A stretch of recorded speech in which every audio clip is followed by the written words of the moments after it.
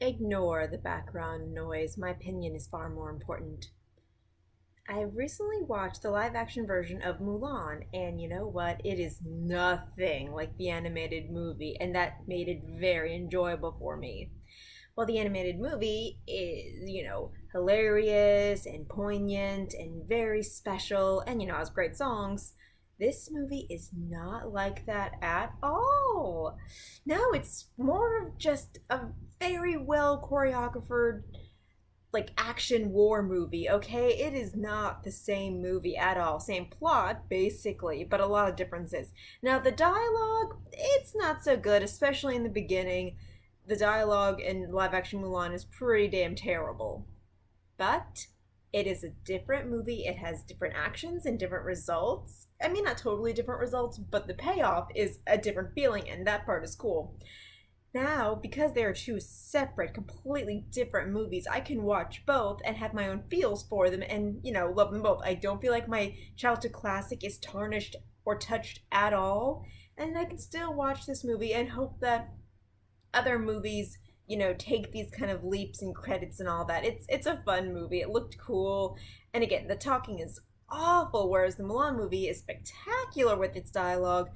The live action movie is not, but don't watch it for the talking, watch it for the really good action and more of like the visual joys. Yeah, yeah. And because I've enjoyed this movie and because I've enjoyed the live action Mulan, I'm going to give Aladdin the remake a chance. This is harder because the Aladdin movie I actually love a lot more. It's one of my like top 5 favorite animated films of all time. It's like Disney treasure to me. God, it's a gorgeous movie, even in these times, the anime classic. Because I have all these strong, feels for it, it's hard for me to want to see the Aladdin movie. But critics have given it okay reviews. I recently saw the new Charlie's Angels movie, and Naomi Scott is pretty adorable as an actress. So, yeah, I've come to terms with her being my precious Jasmine. I mean, trailers have given off the implication that she's a little more docile than Jasmine. I mean, Jasmine's sassy, and that's what makes her one of my favorite princesses. Hell, one of my favorite female characters of all time. But this one doesn't seem to be, stupid or weak or overly girly. No, she seems to be more of a silent killer, like a viper. So, with great pains, I think I will try to give the classic Aladdin a second chance. I will try. And because I'm coming up to all these very mature, open minded feelings, I'm going to do the very mature thing of watching the new DuckTales episode, Let's Get Dangerous. It's kind of funny how the new DuckTales is sliding in another reboot of a Disney classic, which is Darkwing Duck. Now, I love Darkwing Duck. I treasure Darkwing Duck. I rewatched it when I was 16, like all cool people, and yeah, the love is real.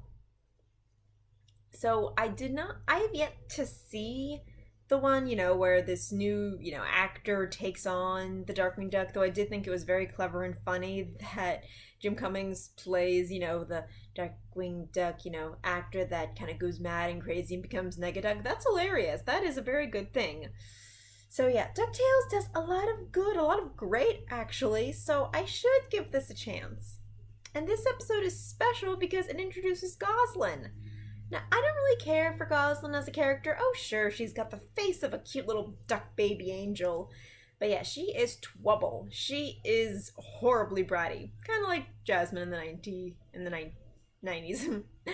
But she was always brave and adventurous, so yeah, that's why you loved her. That's why you loved both characters. This Goslin will be different too. Though, maybe like live action Jasmine, different's not bad. Maybe it's not. Shh. My favorite, child, sidekick that came along even when she wasn't supposed to was Jade from the Jackie Chan adventures. Now, that kid never whined and complained about not being invited on adventures. She just found some kind of way to get on anyway. Hell, when Jackie was taking coach, I'm pretty sure she would get first class somehow, or, just make a cute little joke about how she was riding in someone else's backpack. She was a small girl. But yeah, she would have her own adventures on the side of Jackie, but still kind of be, his great hero to it. I think that's what other people find Goslin to be. And yeah, for her credit, Goslin had a great attitude of never taking no for an answer. And sometimes this would make her kind of an annoying kid. This might make her a good character. And who knows, maybe the reboot will give her some great justice and dignity and make it pleasant for me to watch. I'm nervous, but DuckTales reboot, I love you, so I'm going to give this a chance. You watch it with me? He has no choice. So good luck! I just watched the DuckTales reboot episode, Let's Get Dangerous, where they're bringing all this Darkwing Duck stuff, all these characters, all these mythos, all of the Darkwing Duck stuff into DuckTales. And it's kind of like two shows into one, and they're trying to like bring it all together so it's just, different characters having their own different subplots and all. It's complicated, and as are my feelings. On the whole, it was all right. It does not have the grandiose of the classic Darkwing Duck that I love, but it's not trying too hard to be, so it's just okay.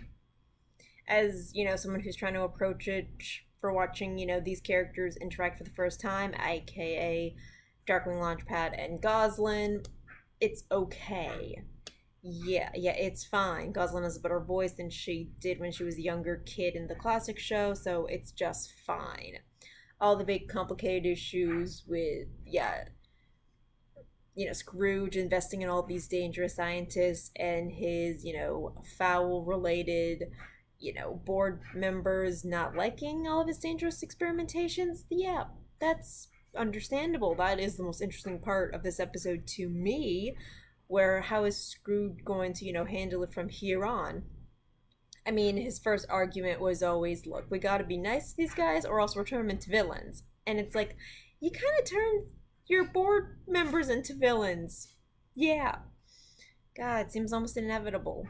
God, why are only our main family people, the good guys? Everyone has their own points and styles, and yeah, that's gonna be mentioned in episodes coming up. The show is pretty fair when it's bringing that up. The show is also reminding us that it is, trying to appeal to the 30-year-old nerds who saw Darkwing Duck, and, it does all right. It does better than it could. I have very complicated feelings. I do. Okay, so yeah, the Fearsome Four were introduced here, and Quackerjack and Megavolt absolutely unchanged. They're fine. Let's see, Liquidator, apparently they made him a little more buff, so not everyone's a bean sprout in this. He doesn't have that voice where it sounds like, he's drowning or speaking through the water, which I miss, but if I want to see that, I should just rewatch the old show. And that Bushra does not talk in this. He's a zombie. It's creepy. But again, there are a lot of characters in this, so that's actually kind of a blessing because it would just be way too crowded. It's a complicated episode. It has a lot of feelings for me as someone who likes this new show and as someone who loves the old show, so it's complicated. Do I say watch it? Sure. But if you're an old fan who's waiting for everything you want to show come out, you'll get it, but grains of salt and sugar and whatever else you need to get through it. As, a DuckTales, 2017 fan, I think it's a great episode. Yeah, Scrooge and family have a lot of weird connections, and now you're kind of at the point where it's fine. I like how they give all their side characters new stuff. Like Owlson apparently became mayor when she moved to St. Canard. Good for her. But yeah, it's a complicated feeling, as I feel with all reboots Disney's making complicated. It's okay, but just bleh. So let's move on. Let's try to move on. I'm at Rewatch Darkwing Duck now. Happy Halloween.